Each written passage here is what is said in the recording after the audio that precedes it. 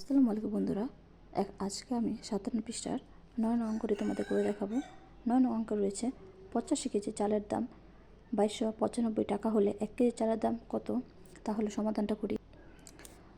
85 KG চালের দাম 2295 টাকা হলে 1 কেজি চালের দাম হবে, আমরা 85 দিয়ে 2295কে ভাগ করব। তাহলে প্রথমে ভাগ করি 85, প্রথমে আমরা এই 3 সংখ্যার মধ্যে ভাগ করব। প্রথমে হবে আমাদের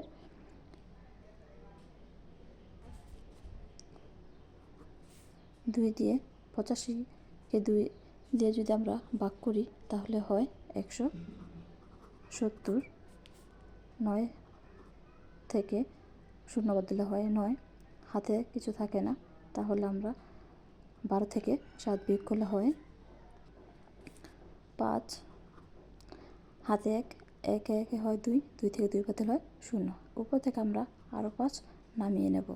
তারপর হবে আমাদের 7 দিয়ে 95কে 7 দিয়ে গুণ করলে হয় 595। 595 থেকে বাদ হলে 595 শূন্য হয়।